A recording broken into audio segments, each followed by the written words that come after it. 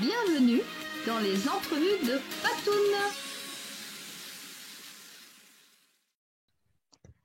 Vivre une profonde transformation intérieure nous rappelle combien les épreuves de la vie constituent aussi des occasions d'évoluer et de cheminer vers soi pour connaître plus de sérénité. C'est ce que va nous faire découvrir Joël Morel, l'invité de ce jour, au travers de son livre « Heureux, tout un art ». Bonjour Joël. Bonjour Patricia, bonjour à tous. Joël, merci infiniment d'avoir accepté cette invitation. Avec plaisir. Est-ce qu'il te serait possible de te présenter, s'il te plaît? Oui, bien sûr. Alors, voilà, je m'appelle Joël Morel. Alors, qui suis-je? C'est la grande question existentielle à laquelle j'ai essayé de répondre toute ma vie. J'ai 70 ans bientôt. J'ai 2 enfants, 2 petits-enfants. Je suis mariée. Voilà, ça c'est pour le côté état civil. Après, je pense qu'effectivement, je suis quelqu'un qui s'interroge depuis toujours sur comment parvenir à être mieux dans sa vie, dans sa peau, dans son être. Et donc, au niveau des études, voilà, je suis docteur en sciences de l'éducation. Je suis psychothérapeute et psychanalyste jungienne. En psychothérapie, j'ai plutôt étudié la Gestalt thérapie à l'époque. Après, je suis aussi professeur de yoga, professeur de qigong, professeur de technique Nado. Et puis après, voilà, j'ai continué à me former quand même assez longtemps pour obtenir des outils qui pouvaient aider les gens. Donc, en psycho-énergétique, soins énergétiques. Je suis formatrice en soins énergétiques, massage,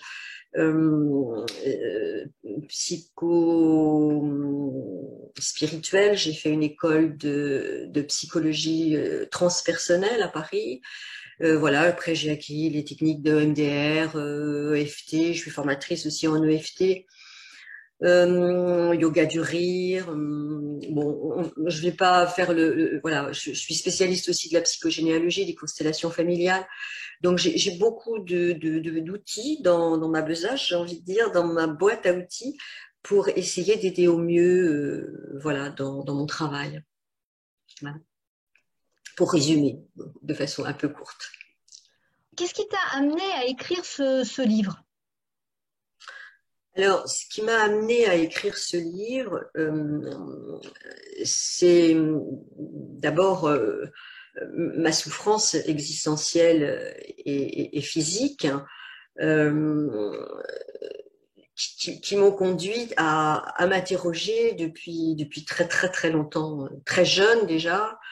Je m'interrogeais sur qui suis-je, qu'est-ce que la vie, qu'est-ce que le sens de la vie. J'étais pas très bien en fait. Je me demandais bien ce que je faisais là sur cette terre et donc il a fallu que j'obtienne des réponses. Et donc ça m'a conduit vers des études, cette thèse de doctorat qui a été la première thèse universitaire qui traitait du phénomène psychospirituel et dont le titre était voilà, par quel cheminement est-ce qu'on ouvre sa conscience, par quel cheminement est-ce qu'on est plus heureux, est-ce qu'on arrive à un mieux-être. Donc c'est toute mon expérience, toutes mes études et donc toute cette souffrance qui m'ont conduite à écrire, à finalement arriver à écrire ce livre. Voilà. Après, j'ai eu envie de partager mon expérience. Tu te présentes comme une chercheuse de vérité. Est-ce que tu peux nous expliquer un petit peu plus? Oui, c'est ce que je disais tout à l'heure. C'est depuis l'enfance que lorsque je me regardais dans la glace, je pense que j'habitais pas trop mon corps et donc quand je voyais la personne dans la glace, je me disais mais qui est cette personne et ça a été quand même quelque chose de douloureux longtemps parce que j'étais en décalage entre ce que je voyais, ce que j'étais et je me sentais pas très bien même avec les autres, j'étais un peu différente petite. Donc, toutes ces questions existentielles, qui suis-je, quel est le sens de la vie, comment se libérer de la souffrance. Alors, je pense que j'étais très mature parce que j'ai été confrontée vite à la souffrance et à la maladie.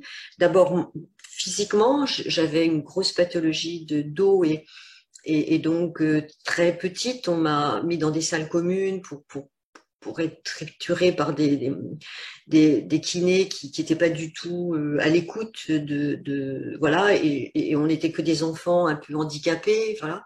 Je dormais sur une planche, j'étais dans un corset, c'était un petit peu compliqué. Et puis il y avait une souffrance physique réelle, et puis il y avait une souffrance aussi psychologique parce que ma mère était psychotique et était malade. Et donc je pense que rien que ça déjà, ça m'a amené à me poser pas mal de questions et à me mettre aussi au service de l'autre. Ça m'a amené à ça. Puis alors ensuite, j'ai été aussi une chercheuse de vérité dans l'histoire familiale, parce que j'ai beaucoup travaillé sur la psychogénéalogie et les répétitions familiales, pourquoi ma mère était si malade, qu'est-ce qui lui était arrivé, qu'est-ce qui s'est passé dans cette famille, enfin, tant du côté de ma mère que de mon père. Et donc, j'ai cherché la vérité, oui, tant sur le sens de la vie que sur aussi pourquoi il y a des choses qui se passent dans les familles et j'ai commencé à découvrir effectivement que rien n'était vraiment un hasard et que on portait quelque chose de nos ancêtres, voilà, dans le meilleur comme dans le pire. Dans l'art d'être heureux, est-ce qu'on peut parler de progression? Est-ce qu'il est possible de progresser? Est-ce que tu as des conseils à donner? Alors, oui, je pense que c'est un chemin et que sur ce chemin, on franchit des étapes. Oui, je pense qu'il y a l'idée d'une progression. Mais quand même, à un moment donné, s'engager sur ce chemin du bonheur, d'être heureux, enfin d'essayer d'être heureux, il faut d'abord faire un choix. Le choix d'être heureux, peut-être. À un moment donné, c'est décider de se dire, bon, allez, comment on fait ça? J'ai envie d'être heureux. Et puis, s'autoriser à faire ses premiers pas sur ce chemin. Alors, les conseils, oui, il va falloir sortir de la victimisation. Arrêter de se plaindre, arrêter de jouer les victimes et commencer à comprendre que peut-être que le bonheur, c'est pas de l'extérieur que ça vient, mais que ça vient peut-être de l'intérieur. Donc il va falloir réapprendre à se connaître, apprendre à se connaître. Il va falloir commencer un travail de psychothérapie, un travail de connaissance de soi pour comprendre, peut-être pour guérir des blessures, guérir des névroses qui nous empêchent d'être heureux. Ensuite, il va falloir s'interroger aussi sur tous nos conditionnements, nous libérer des conditionnements familiaux, des conditionnements sociaux, des croyances, des préjugés qui nous collent à la peau depuis qu'on est tout petit, puisqu'on vit dans un environnement où on s'identifie à tout ce qu'on nous dit. Donc, il va falloir se libérer. Donc, je pense que le travail sur soi, le travail de psychothérapie est vraiment très important. Après, je pense qu'il y a des petites choses à faire quand même aussi, commencer à essayer de positiver sa vie, c'est-à-dire au lieu de voir le verre toujours à moitié vide, commencer à voir le verre à moitié plein et essayer au quotidien, dans toutes les situations de la vie, de voir mais qu'est-ce qui est positif au lieu de toujours voir le négatif. Vous savez, quand on est habitué à être toujours négatif et à vivre avec des gens négatifs, on ne voit plus le positif en fait. Donc se libérer des conditionnements, je l'ai dit, je pense qu'il faut vraiment changer notre regard sur le monde et commencer à se poser des questions, s'interroger, s'engager sur ce chemin. Je crois que le premier conseil que j'ai envie de donner, c'est qu'il faut s'arrêter. À un moment donné, il faut s'arrêter d'aller sur le chemin qu'on nous a tracé et puis s'intérioriser, prendre des temps pour soi, commencer à regarder la vie aussi, la beauté autour de soi, parce que moi, depuis que je suis petite, je la voyais, la beauté, ça me faisait pleurer, mais alors on me disait que j'étais bête quand je pleurais devant un beau paysage. Alors, j'ai cru que j'étais bête, mais en fait, j'étais en connexion avec quelque chose de bien plus grand que moi, et ça me touchait déjà, donc je me suis oubliée à ce niveau-là. Donc il va falloir qu'on reconnecte quelque chose de notre essence aussi, et pour ça, il va falloir s'arrêter. Alors, c'est vrai que cette introspection, je pense que ce qui peut nous aider, c'est vraiment le travail de la méditation ou s'engager sur une voie comme le yoga ou le qigong, qui ne sont pas que des, comment dire, que des pratiques posturales, c'est des arts de vivre. Et dans ces pratiques-là, on va découvrir toute une philosophie de vie qui va nous aider à commencer nos premiers pas vers l'art d'être heureux. Parce que la pratique physique, ben, ça va régler pas mal de problèmes. Moi, c'est avec le yoga que j'ai commencé à ne plus souffrir de mon dos. Et puis, ça, il y a aussi des tas de conseils dans ces philosophies-là pour à mettre en application. Donc, voilà, travailler les pensées positives, développer que la loi d'attraction, c'est pas que de la théorie, que vraiment on devient et on est ce que l'on pense. On crée notre réalité. Donc, il va falloir devenir un créateur de sa vie et visualiser voilà la vie positivement, travailler les visualisations positives, développer un état de contentement régulier, s'entraîner à développer le contentement, c'est-à-dire se réjouir de petites choses au quotidien. Je ne sais pas, juste se réveiller le matin et se dire mais quelle chance j'ai d'avoir un lit déjà, d'avoir des couvertures, d'avoir une brosse à dents. Là. Vous voyez, ça va être des petites choses toutes simples au départ. Développer le contentement, la gratitude. Développer la conscience que de la chance qu'on a, je sais pas, qu'il y ait des boulangers qui fassent du pain, des électriciens qui s'occupent qu'on ait de la lumière, de l'eau chaude, et développer un état de gratitude pour soi, pour ce qu'on fait pour soi, mais aussi pour les autres, ça va aider sur le chemin du bonheur. La gratitude, c'est très important. Apprendre à donner. Parce qu'il y a beaucoup de gens qui sont très avares pour donner des compliments, pour être dans la générosité. Mais la générosité, le don, c'est pas forcément de l'argent, hein, c'est faire des compliments. Il y a des gens, ils verront toujours ce qui va pas, mais jamais ils vous diront, tiens, c'est bien ce que tu as fait là, ou je sais pas. Donc, falloir développer des choses comme ça pour soi, d'abord, puis pour les autres aussi. Il y a l'écoute, l'acceptation. Vous savez, l'acceptation, c'est quelque chose sur le chemin qui est très important parce qu'on est toujours en lutte. Il y a des choses qui nous arrivent et on n'accepte jamais. On veut toujours autre chose. Et accepter ce qui est là quand c'est déjà là, on fait un grand pas le jour où on comprend ça. Arrêter de dire non et à tous. Si on peut faire quelque chose pour changer les choses, alors faisons-le. Mais quand quelque chose est devant nous et que c'est déjà là et que ça arrive, on n'a pas d'autre choix d'accepter. Donc, apprendre à accepter quand on ne peut pas faire autrement, quand on ne peut pas changer les choses, ben ça, c'est aussi quelque chose qui va nous permettre de lâcher prise, quoi. Et sur ce chemin-là, ça va être important. Accepter aussi que tout est impermanent, que rien ne dure et que ben voilà, la vie fait qu'on va avoir des pertes, on ne fait que perdre. Et un jour, on perdra même la vie et tout ce qu'on a essayé de gagner ou d'avoir. Donc, accepter que tout est impermanent. Maintenant, ça va nous emmener vers le travail du détachement, mettre une certaine distance entre nous et ce qui nous arrive et peut-être mieux nous concentrer sur ce qui est essentiel. Parce que quelquefois, on se perd on se rend malheureux pour des choses qui ne sont pas très importantes finalement. Essayer de tirer des enseignements des épreuves hein, qui nous arrivent et puis ben voilà, continuer de cheminer vers, je dirais, un certain état de sagesse qui va nous amener à peut-être nous réveiller un jour, tous les jours de notre vie, heureux et contents de ce qu'on a. Là pour les petits conseils, mais j'ai écrit plusieurs livres, alors je pense qu'il y a beaucoup à dire sur ce thème et sur ce cheminement surtout. Quand la vie nous met face à plusieurs difficultés, est-ce que ça voudrait dire qu'il y a quelque chose qu'on n'a pas compris? Comment on peut voir ça? Oui, je pense, en tout cas, moi, je fonctionne comme ça. Effectivement, quand il y a une épreuve, au lieu d'essayer de la contourner ou de me plaindre à nouveau, je vais plutôt me dire, voilà, qu'est-ce que ça vient me dire? Je vais essayer de mettre du sens. Mettre du sens sur nos épreuves, que ce soit des épreuves physiques comme la maladie, ou des handicaps ou des accidents, ou des épreuves psychologiques, ou enfin, bon, toutes les épreuves qui nous traversent, essayer de mettre du sens. Parce que souvent, effectivement, notre corps nous dit, nous demande de changer quelque chose dans notre vie.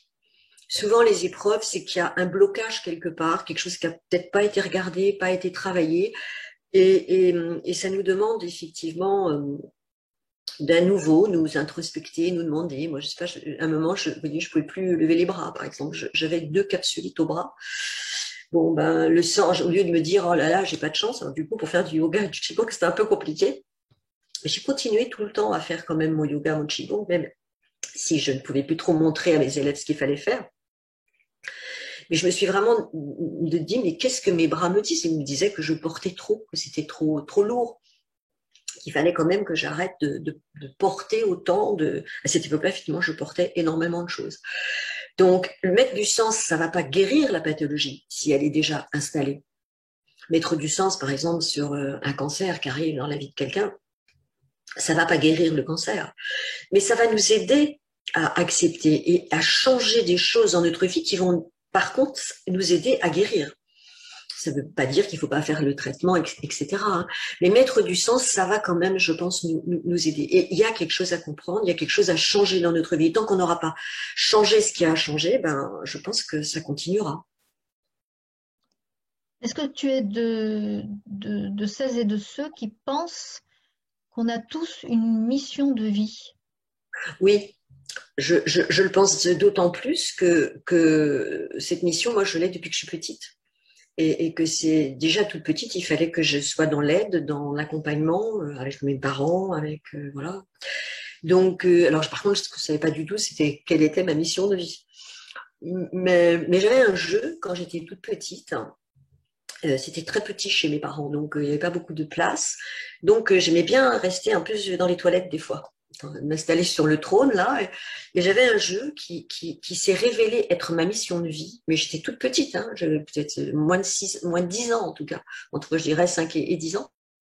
Et je me prenais pour un roi ou une reine, enfin quelqu'un qui avait du pouvoir.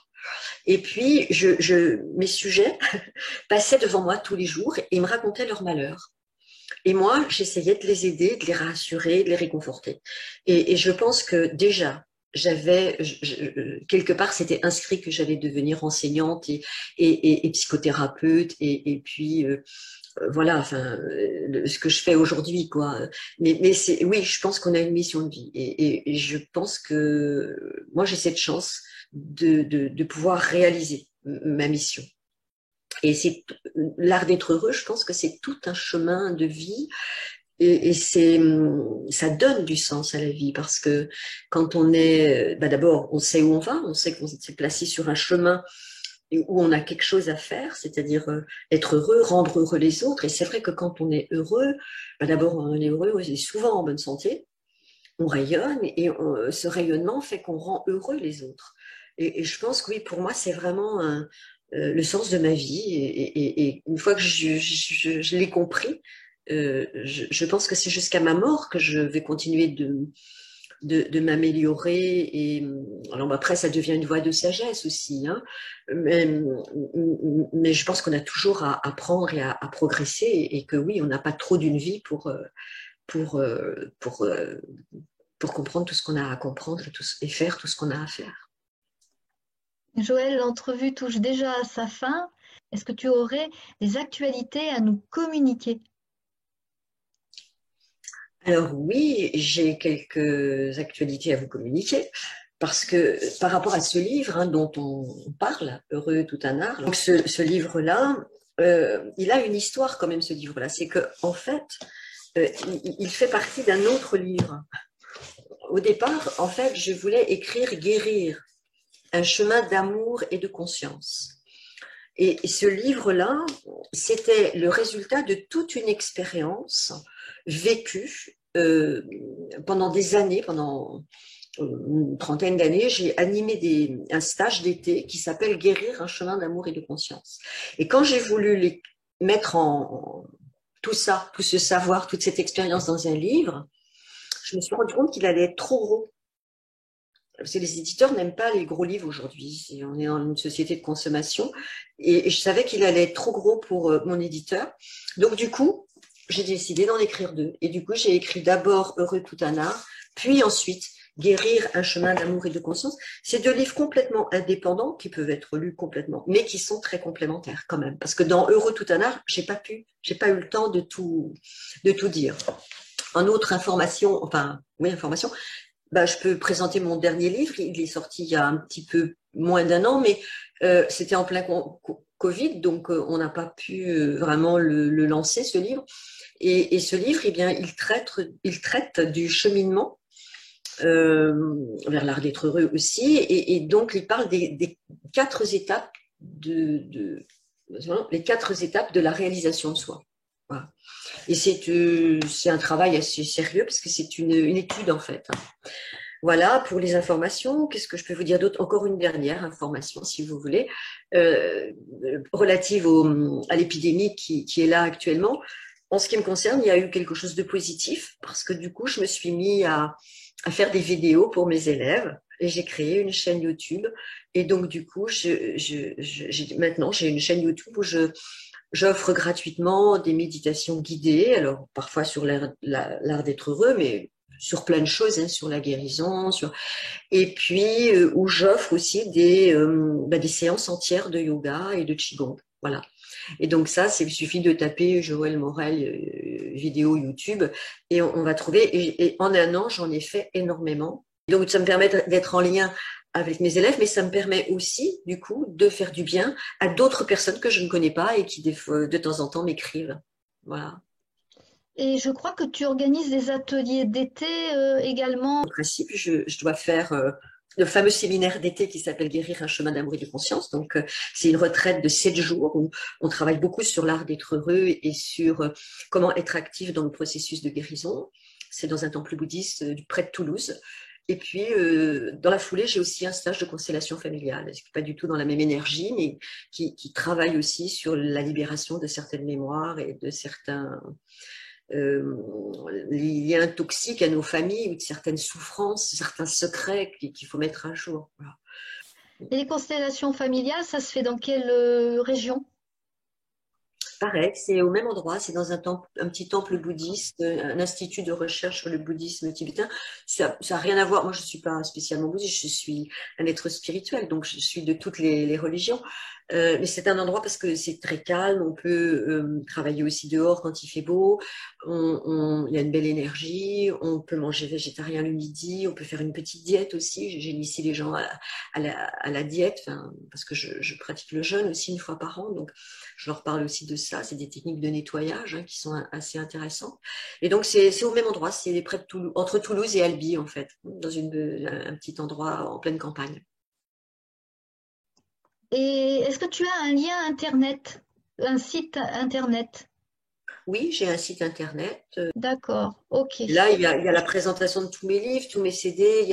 C'est vrai, j'ai pas dit que je faisais des CD, tout ça, mais il y a aussi plein d'articles, plein d'articles. Et un lien aussi vers la chaîne YouTube. Voilà. Et puis les D'accord. stages, effectivement, tout ça.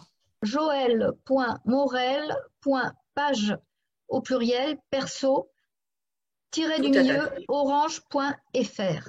Voilà. Joël, avant de se quitter, j'aurais euh, une petite citation à te dédicacer. Elle est de Voltaire. J'ai décidé d'être heureux, c'est meilleur pour la santé. J'aime beaucoup Voltaire. C'était un être fougueux et plein d'énergie, plein de vie, un incompris aussi dans sa philosophie de l'époque. Et je suis tout à fait d'accord avec cette citation, puisque faire, il faut vraiment faire le choix d'être heureux. Mais ça ne suffit pas. Juste décider d'être heureux, ça ne suffit pas, parce que quelquefois, on est aux prises avec des choses qui nous dépassent un petit peu, comme les conditionnements, les névroses, etc. Donc, je pense que ça ne suffit pas. Mais faire le choix, c'est déjà s'engager sur ce chemin. Et puis, effectivement, plus on est heureux, plus on est en bonne santé. Moi, vous savez, moi, quand j'étais petite, on me disait qu'à 50 ans, je serais dans un fauteuil roulant. Donc, toute cette pratique, tout ce chemin que j'ai fait, ça, je l'ai peut-être fait juste pour dire, faire un pied de nez à ce docteur qui avait quand même posé une malédiction sur moi. Et grâce au yoga, grâce à ce chemin de vie, grâce à tout ce que j'ai fait sur ce chemin du bonheur, ben, je suis en parfaite santé, quoi, je dirais. Et je pense que ça va, voilà, j'espère que ça va durer. Ça ne veut pas dire que je tomberai peut-être malade un jour. C'est que j'aurai sûrement quelque chose à comprendre. Mais je suis d'accord avec Voltaire. Il faut d'abord faire le choix d'être heureux, s'engager sur ce chemin. Et puis, c'est vrai, c'est très, très bon pour la santé. Ça fait du bien. Et on le sait maintenant, vous savez, grâce aux neurosciences, on sait que plus on est heureux, plus ça stimule les hormones du bonheur et que tout ça, c'est excellent pour la santé. Voilà. Eh bien, merci beaucoup Joël pour cette belle entrevue et belle route. Bien, merci Patricia, merci beaucoup.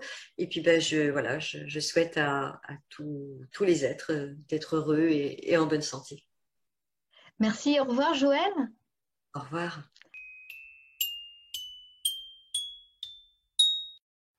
Chère communauté, je vous livre le résumé de l'ouvrage intitulé Heureux tout un art, cultiver la sagesse et donner du sens à sa vie, écrit par Joël Morel. Comment cultiver l'art d'être heureux? Ce livre est un guide proposant un cheminement à expérimenter pour progresser dans l'art d'être heureux. Il vous aidera à regarder le monde de manière positive, à être plus conscient, en paix et à vibrer sur la fréquence du bonheur. Il éveillera votre aptitude à regarder la vie comme un miracle permanent et à percevoir les difficultés comme des signes indiquant que vous devez encore développer votre conscience et votre capacité à distribuer de l'amour. Ce chemin vers l'art d'être heureux n'est pas un chemin facile, il exige rigueur et persévérance. C'est le chemin de toute une vie, un parcours qui donne du sens à notre existence et qui peut devenir le sens même de notre vie. Joël Morel nous guide sur cette voie de la conscience par des exercices clairs et précis à pratiquer au quotidien. Elle nous enseigne quelques notions philosophiques simples sur l'art d'être heureux et nous expose son propre cheminement sur cette voie de sagesse.